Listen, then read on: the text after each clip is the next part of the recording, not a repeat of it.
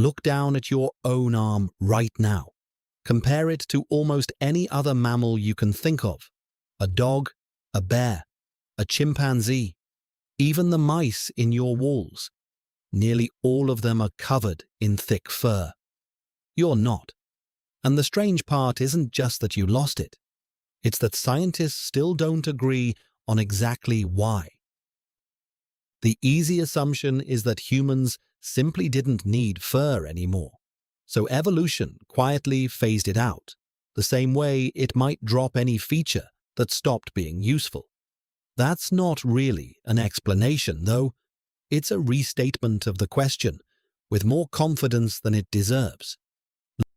Losing something this significant needed a reason, some advantage real enough to outweigh what fur was doing for every other mammal on the planet. Insulation, protection from the sun, a buffer against scrapes and bites. Something had to make bare skin worth that trade. Here's the honest starting point for this whole topic. Nobody can point to fossil evidence and settle it, because hair doesn't fossilize. You can find a bone, you can find a tooth, you cannot find a preserved patch of 2-million-year-old skin to check how hairy it was.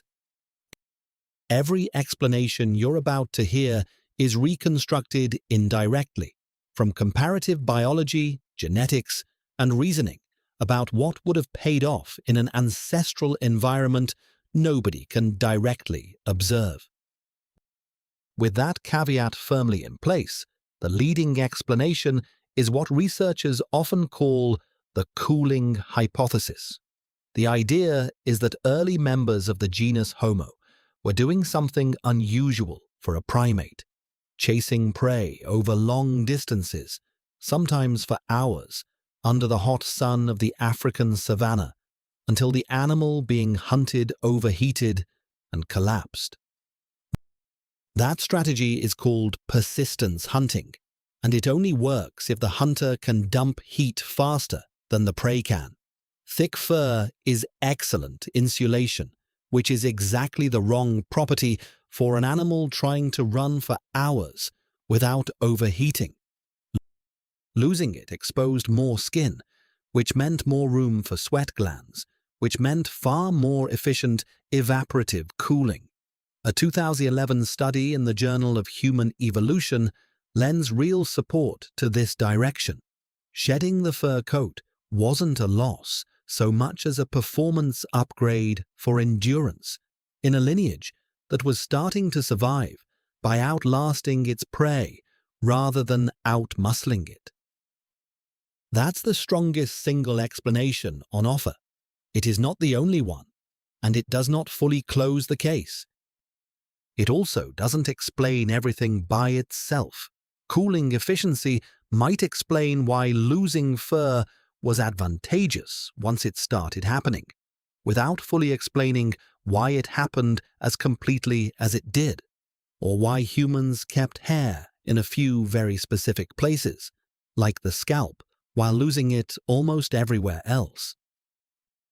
A more contested minority idea is sometimes called the aquatic ape hypothesis. It argues that fur is a poor insulator.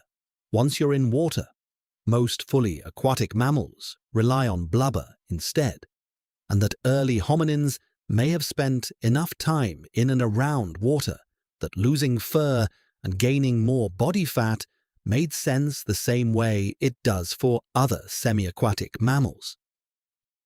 This idea sits well outside the mainstream of the field, and it's worth naming specifically because it's popular online while being one of the least evidentially supported explanations here. Include it because it exists in the conversation, not because it currently competes on equal footing with the cooling hypothesis. There's also a sexual selection hypothesis, which starts after some baseline hairlessness had already emerged for other reasons. Once smoother skin existed, it may have become a visible signal of health, clear skin free of parasites and scarring being easier to read at a glance. and mates who preferred that signal would have passed on genes for less hair. This idea is also sometimes floated to explain why body hair patterns differ somewhat between men and women, though it remains one hypothesis layered on top of an already uncertain foundation, not a separately proven mechanism. And a fourth idea connects hair loss to something happening inside the skull rather than on the skin. One proposed model links the timing of hair loss to brain growth, roughly 2.2 to 2.4 million years ago, through shared metabolic and biochemical pathways. The argument being that the same biological shifts that allowed brains to get more expensive to run may have also affected hair growth. It's a genuinely interesting connection, and it's also, like everything else here, inferred rather than directly observed. So take a step back and notice what's actually happening across these four explanations. None of them are being presented to you as settled fact, because none of them are settled facts.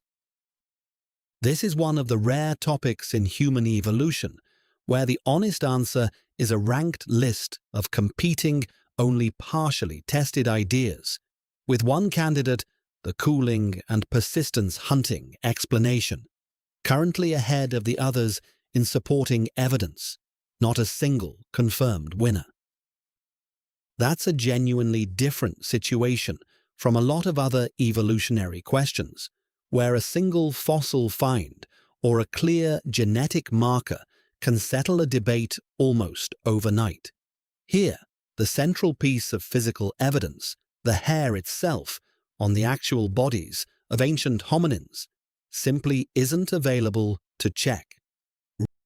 Researchers are left comparing living species, testing physiological models, and building the most coherent story the indirect evidence will support, fully aware that a stronger piece of evidence could reorder this list at any time.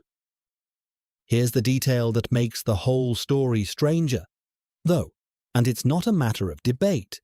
You did not actually lose the ability to grow a full coat of body hair. The genes for it are still sitting in your DNA, largely intact.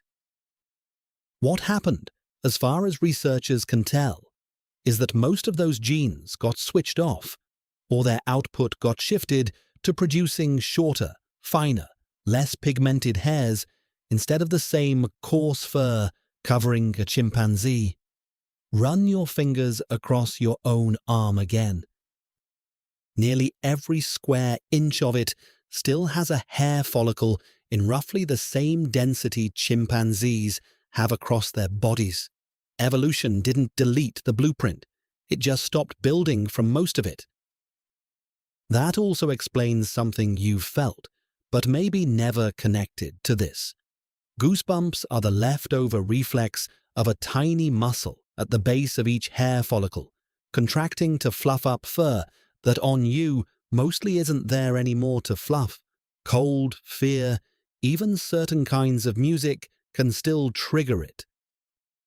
The reflex still fires exactly the way it would on a much hairier ancestor.